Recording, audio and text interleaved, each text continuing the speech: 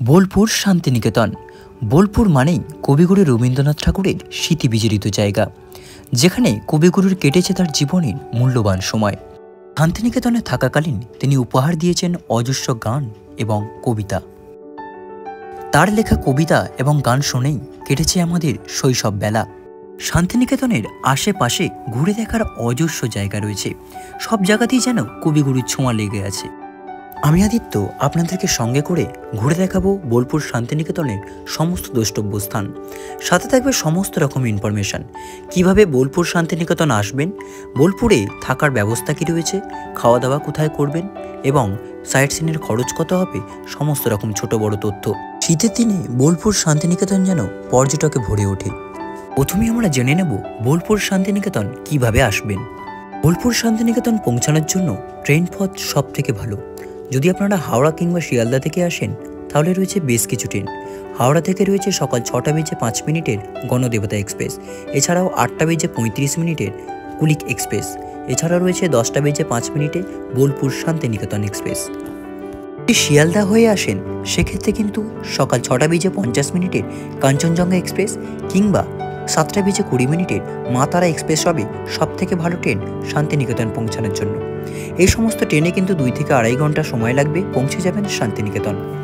যদি হাওড়া কিংবা শিয়ালদা থেকে ট্রেনে আসেন সেক্ষেত্রে জনপ্রতি ভাড়া আনরিজার্ভ টিকিটের ক্ষেত্রে 80 টাকা এবং রিজার্ভেশন টিকিটের ক্ষেত্রে 120 থেকে 130 টাকা।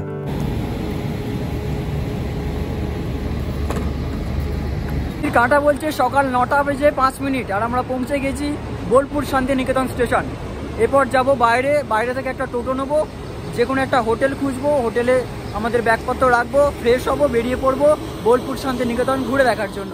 হাতে যদি সময় থাকে তাহলে স্টেশনের বাইরে রয়েছে গীতাঞ্জলি রেল মিউজিয়াম। সেখানে কবিগুরু রবীন্দ্রনাথ ঠাকুরের ব্যবহৃত বেশ কিছু জিনিস সংরক্ষিত করে রাখা হয়েছে, আপনারা চাইলে দেখে আসতে পারেন। আপনারা যারা দিনের দিন ঘুরে চলে যাবেন তারা কিন্তু বোলপুর শান্তিনিকেতন স্টেশনের বাইরে টোটো স্ট্যান্ড রয়েছে, এখান থেকে দরদাম করে টোটো নিয়ে মিনিমাম হয়তো 700 থেকে 800 টাকা একটা টোটো রিজার্ভ করতে লাগে। এখান থেকে টোটো নিয়ে আপনারা কিন্তু সরাসরি শান্তিনিকেতনের যে সমস্ত জায়গাগুলি ঘুরে দেখার রয়েছে সেই সমস্ত জায়গাগুলি ঘুরে দেখে নিতে পারবেন। বোলপুর তো আসলেন, বোলপুরে থাকবেন কোথায়? বোলপুরে থাকার জন্য শ্যামবাটি বাজার চত্বরে রয়েছে বেশ কিছু হোটেল। যোগাযোগ নম্বর আমি ডিসপ্লে এবং ডেসক্রিপশন বক্সে শেয়ার করছি। তবে আমরা এবারে থেকেছিলাম মুলুকের ভারত সেবাশ্রম সংঘে, যেখানে রুম ভাড়া শুরু হয় মাত্র 300 টাকা থেকে। এখানে পেয়ে যাবেন 500 টাকা, 700 টাকা, 800 টাকা, 1000 টাকা এবং 1300 টাকার বেশ কিছু রুম।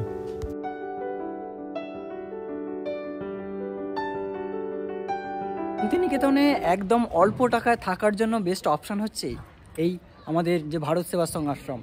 এই আশ্রমে আজকে আমরা থাকবো আর আপনাদেরকে এই আশ্রমের ব্যাপারে সব কিছু জানাবো, কীভাবে আসবেন, কত টাকা রুম ভাড়া, মানে কোন সময় খোলা থাকে, হ্যাঁ কী কী নিয়মাবলী আছে, সব কিছু আপনাদের জানাবো। দেখতে থাকুন ভিডিওটা। ভারত সেবাশ্রম সঙ্গে আমরা যে রুমটা রয়েছি, চলুন আপনাদের রুমটা একবার দেখিয়ে দিই। আসুন, আমাদের রুম নাম্বার হচ্ছে 210 আর রুম ঢুকে দেখতে পাবেন একটা কিং সাইজ বেড, ওদিকেও একটা বেড রাখা রয়েছে। এখানে তো দুজন শুতেই পারবেন, 2 থেকে 3 জন, প্লাস ওদিকেও একজন শুতে পারবেন। আর রয়েছে এদিকে একটা টেবিল রয়েছে, এই যে টেবিল, এখানে 2টো চেয়ারও রয়েছে। আর জামা কাপড় যদি রাখতে হয় তাহলে এই জামা কাপড়ের এই জায়গাটা রাখতে পারবেন আপনারা। চলুন আপনাদের বাথরুমটা একবার দেখিয়ে দিই। আর হ্যাঁ বলে রাখি, এখানে এসিও রয়েছে, যদি আপনারা এসি চালান অতিরিক্ত আপনাদের কিন্তু 1300 টাকা দিতে হবে, মানে যেটা ভাড়া রয়েছে তার সাথে কিছু টাকা অ্যাড হয়ে সেটা 1300 টাকা হবে। চলুন আপনাদের বাথরুমটা একবার দেখিয়ে দিই। এই হচ্ছে আমাদের বাথরুম, রয়েছে কোমোড, ওয়েস্টার্ন টয়লেট, গিজার রয়েছে শীতকালে যেটা খুবই দরকার। আর এদিকে রয়েছে একটা মিরর, শাওয়ার রয়েছে, আর আয়নাটা কিন্তু খুবই পরিষ্কার পরিচ্ছন্ন, বেসিন রয়েছে।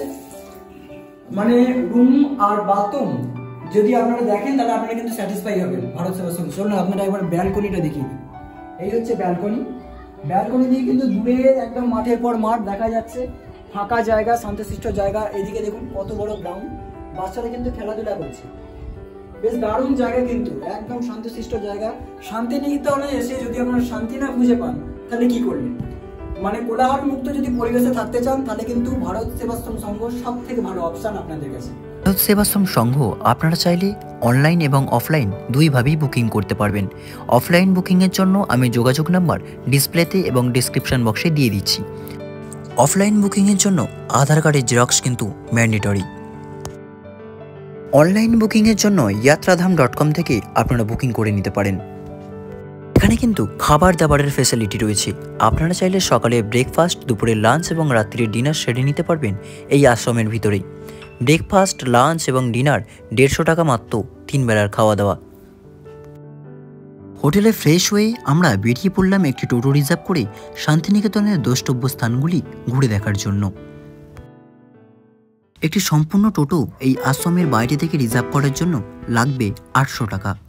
প্রথমেই আমরা ঘুরে দেখলাম বীরভূম জেলার সবথেকে জনপ্রিয় এবং জাগ্রত কঙ্কালী দেবীর মন্দির। পৌরাণিক তথ্যানুযায়ী সতীদেবীর দেহের অংশ যখন ভূপৃষ্ঠের বিভিন্ন জায়গায় পড়ছিল তখন তার কোমরের অংশ এই জায়গায় এসে পড়ে।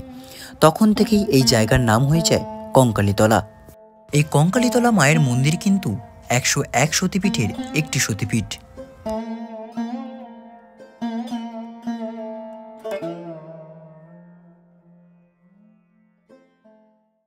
মন্দিরের কাছেই পাশে দেখতে পাবেন আদিবাসীদের নৃত্য, যা উপরি পাওনা থাকবে এই মন্দির প্রাঙ্গণ ঘুরে দেখার।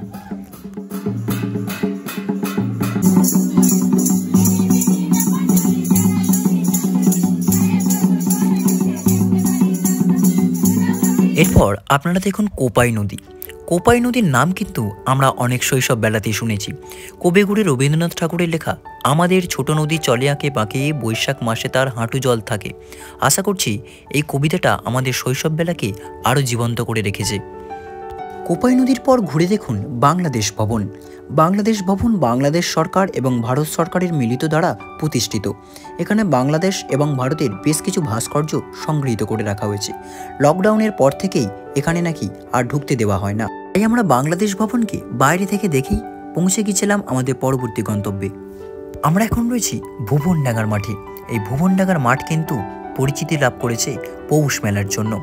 বীরভূম জেলার এবং বোলপুর শান্তিনিকেতনের সব থেকে বড় মেলা হলো পৌষ মেলা। কলকাতা থেকে বিভিন্ন মানুষ আসেন এই পৌষ মেলা দেখার জন্য। বোলপুরের যে জনপ্রিয় পৌষ মেলা, সেই মেলা কিন্তু হয় এই ভুবনডাঙ্গার মাঠে। আমরা এখন যে জায়গাটা দাঁড়িয়ে রয়েছি এটা হচ্ছে ভুবনডাঙ্গার মাঠ। এখানেই হয় সেই বোলপুরের জনপ্রিয় পৌষ মেলা। এবারেও আমাদের পৌষ মেলা হচ্ছে বোলপুর শান্তিনিকেতনে। আর যে ডেটে হচ্ছে সেটা হচ্ছে 23শে ডিসেম্বর থেকে 27শে ডিসেম্বর, 4 দিনের এই মেলা হয়ে থাকে। তখন বোলপুর আরও জমজমাটি হয়ে ওঠে। কলকাতা শহরতলি থেকে বিভিন্ন জায়গা থেকে মানুষ আসে এই মেলা দেখার জন্য। আমরা বোলপুরের সাইড সিনে যার সাথে ঘুরে দেখছি এই সাইড সিনটা, সেই দাদার সাথে একবার পরিচয় করি দিই। দাদার নাম? আমার হচ্ছে সন্দীপ। সন্দীপ। আচ্ছা, আমরা যে তোমার সাথে ঘুরছি, আমাদের কোন কোন জায়গাগুলো আজকে ঘুরিয়ে দেখাচ্ছ? আজকে আমাদের প্রথমে দেখালাম কঙ্কালীতলা, তারপরে শান্তিনিকেতনের বাংলাদেশ ভবন, আচ্ছা, শিক্ষা ভবন এবং আশা ভবন। এখন আমরা আছি মেলার মাঠে। আচ্ছা, এখানে এবারে কি পৌষ মেলা হচ্ছে? হ্যাঁ, এবার পৌষ মেলা হচ্ছে। কবে থেকে হচ্ছে পৌষ মেলা? 23শে ডিসেম্বর থেকে আরম্ভ হবে। আচ্ছা, 26শে ডিসেম্বর পর্যন্ত হবে। এটা 3-4 দিনের এই মেলাটা হয়। আচ্ছা, কলকাতা থেকে কি মানুষ দেখতে আসে এই মেলা? কলকাতা থেকে বহু লোকজন আছে, কলকাতা ছাড়াও আচ্ছা বিদেশ থেকেও বহু। আমরা যে এই সাইড সিনে সারাদিন ঘুরে দেখছি, এই সাইড সিনে আমরা যে জায়গাগুলো ঘুরছি, কত টাকা নেন আপনারা এই সাইড সিনটা করতে? সাইড সিনটা করতে আমাদের এখানে খুব ন্যূনতম পয়সা নেওয়া হয়। হ্যাঁ, ওই 800 থেকে আপনার 1000 টাকার মতো নেওয়া হয়। এটা একটা পুরো সারাদিনের প্যাকেজ। সারাদিনের সোনাঝুরির হাট, এই সমস্ত জায়গাগুলো কিন্তু ইনক্লুড থাকে। আচ্ছা, আমার যারা সাবস্ক্রাইবার আসছেন বা আমার চ্যানেলের দ্বারা যারা দেখে আসছেন, দাদার সাথে কন্ট্যাক্ট করবেন। আমি ডেসক্রিপশন বক্সে এবং ডিসপ্লেতে নাম্বারটা দিয়ে দিচ্ছি। দাদার নাম্বারটা একটু বলুন। 6297 আচ্ছা 587644। এই নাম্বারে কিন্তু আপনারা যোগাযোগ করে এই দাদার টোটো রয়েছে, এই টোটো কিন্তু আপনারা বুকিং করতে পারেন। দাদা কিন্তু খুবই ভালো আর গাইডের মতো কাজ করছে, ড্রাইভার কম গাইড। দাদা সমস্ত জায়গাগুলো বুঝিয়ে বুঝিয়ে কী কী বিশেষত্ব রয়েছে সেই সমস্ত কিন্তু বিশ্লেষণ করে আমাদের জায়গাগুলি ঘুরিয়ে দেখাচ্ছে। আমার দাদার সাথে যদি কন্ট্যাক্ট করতে হয় তাহলে কিন্তু আপনারা ডেসক্রিপশন বক্সে থাকা নাম্বার থেকে যোগাযোগ করে নেবেন। এরপর আমরা বিশ্বভারতী ক্যাম্পাসের মধ্যে থাকা বেশ কিছু জায়গা ঘুরে দেখছি। তারই মধ্যে এখন যে জায়গাটি দৃশ্যমান, এখানে বিশ্বকবি রবীন্দ্রনাথ ঠাকুর যখন বোলপুর শান্তিনিকেতনে প্রথম আসেন তখন তিনি একটি মাটির ঘর এখানে তৈরি করেছিলেন এবং তিনি এখানেই গাছের তলায় বসে ছাত্রদের পড়াতেন। বিশ্বকবি রবীন্দ্রনাথ ঠাকুরের স্ত্রী মিলানী দেবীর তার শেষ নিঃশ্বাস ত্যাগ করেছিলেন এখানেই। এখন চোখের সামনে যে বটগাছটি দৃশ্যমান, এই বটগাছটির পিছনে রয়েছে বিশেষ একটি গল্প। শান্তিনিকেতন চত্বরে পুকুর খননের জন্য কবিগুরু পুকুরের মাটি কিন্তু 3 ধাপে এখানে রাখেন, তার উপরে একটি গাছ বসান। এখন সেই বটগাছটি কিন্তু 3 পাহাড় নামে পরিচিত।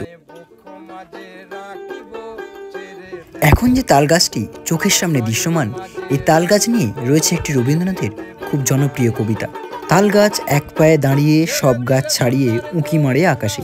এইরকম অজস্র ছোট বড় কবিতা গান আমাদের উপহার দিয়েছেন কবিগুরু রবীন্দ্রনাথ ঠাকুর। এরপর ঘুরে দেখলাম কবিগুরু রবীন্দ্রনাথের প্রতিষ্ঠিত উপাসনা গৃহ। এখন যে জায়গাটা চোখের সামনে দৃশ্যমান, এই জায়গাটি হলো অতিথিশালা। মহর্ষি দেবেন্দ্রনাথ ঠাকুর থাকাকালীন তিনি এই অতিথিশালা তৈরি করেছিলেন অতিথিদের থাকার জন্য।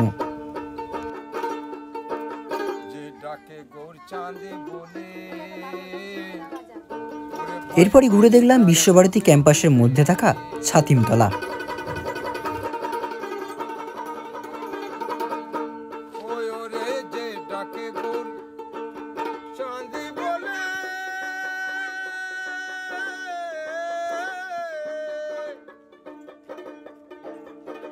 আপনারা চাইলে ক্যাম্পাসের মধ্যে থাকা মিউজিয়াম ঘুরে দেখে নিতে পারেন। জনপ্রতি 70 টাকা টিকিট মূল্য।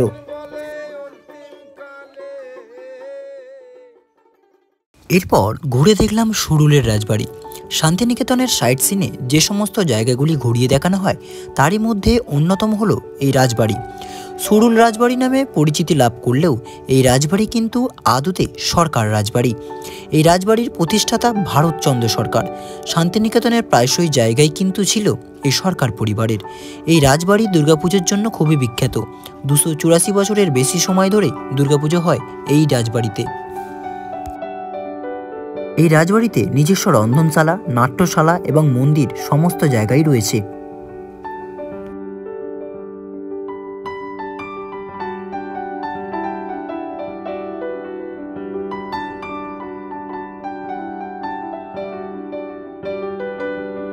সুরুলের রাজবাড়ির পর ঘুরে দেখব আমাদের বোলপুর শান্তিনিকেতনের সৃজনশীল প্রোগ্রাম।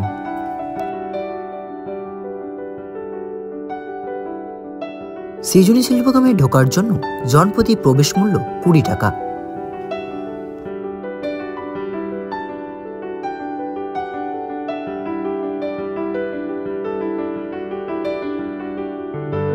পর আমরা ভিতরের দিকে এগিয়ে গেলাম।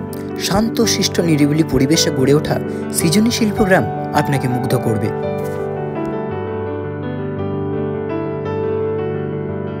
সৃজনশীল প্রোগ্রাম কিন্তু ছবির মতো সাজানো, যেদিকেই তাকাবেন সেদিকেই কোনো না কোনো কালচারাল আর্ট চোখে পড়বে।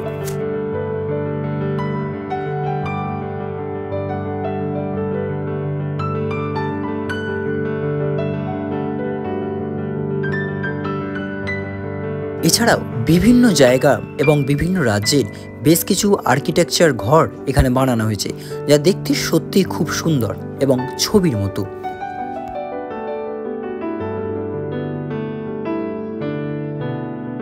এখানে বিভিন্ন রাজ্যে কী ধরনের ঘরবাড়ি হয়ে থাকে সেই ধরনের ঘর এখানে বানানো হয়েছে এবং তার উপর সুন্দর করে আর্ট তৈরি করা হয়েছে, বিভিন্ন রকম পেন্টিং দেওয়া হয়েছে।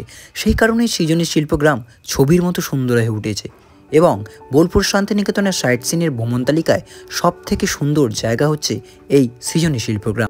সৃজনী শিল্পগ্রামের পর আমরা ঘুরে দেখব বোলপুর শান্তিনিকেতনের মূল আকর্ষণ সোনাঝুরির হাট। যদি আপনারা দরদামে পারদর্শী হন তাহলে কিন্তু এই সোনাঝুরির হাট থেকে খুবই সস্তায় আপনারা কেনাকাটা করতে পারবেন। সোনাঝুরির হাটে কিন্তু বিভিন্ন রকম কালেকশন রয়েছে, লেডিস জেন্টস সমস্ত রকম পাঞ্জাবি রয়েছে, এখানকার প্রিন্টেড সমস্ত কিছু রয়েছে। চলুন আপনাদের একবার ঘুরিয়ে দেখাই এই সোনাঝুরির হাটটা। এখানে রয়েছে অনেক ধরনের আর্টের ফ্রেম। যদি আপনারা ঘর সাজাতে পছন্দ করেন তাহলে এখান থেকে বিভিন্ন ধরনের ফটো ফ্রেম আপনারা কিনতে পারেন। নেটের প্রবলেম হচ্ছে। এই সোনাঝুরির হাট যেমন কেনাকাটার জন্য খুব জনপ্রিয়, তেমনি এখানকার বাউল গান কিন্তু আপনার মন কাড়বে।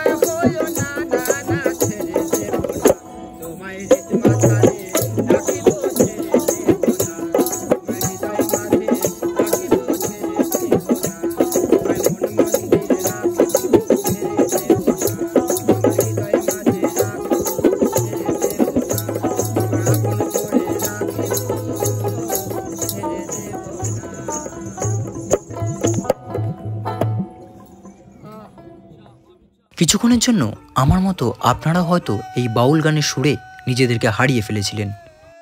সারাদিনের ভ্রমণ শেষে ফিরে এসেছিলাম আমাদের রাত্রিবাস যেখানে করব ভারত সেবাশ্রম আশ্রমে। পরবর্তী ভিডিওতে আপনাদের সাথে শেয়ার করব ভারত সেবাশ্রম আশ্রমের সমস্ত রকম ডিটেলস, যেমন কিভাবে এখানে আসবেন, রুমের ভাড়া কত, কী ধরনের রুম এখানে রয়েছে, সমস্ত রকম ডিটেলস, কিভাবে বুকিং করবেন। বিভিন্ন জায়গায় ভ্রমণ করে সেই সমস্ত জায়গার তথ্য আপনাদের সাথে শেয়ার করি এই চ্যানেলের মাধ্যমে। তাই যারা চ্যানেলে নতুন বন্ধু তারা চ্যানেলটিকে অতি অবশ্যই সাবস্ক্রাইব করে নিন। এদিন রাত্রে ভারত সেবাশ্রম আশ্রমে থাকার পর আমরা পরদিন চেক আউট করে শান্তিনিকেতন এক্সপ্রেস ধরে রওনা দিয়েছিলাম কলকাতার উদ্দেশ্যে। এইভাবেই আমার সাথে আপনাদের চলতে থাকুক বিভিন্ন জায়গার পথ চলা, আর দেখতে থাকুন আমার channel travel India with Aditya.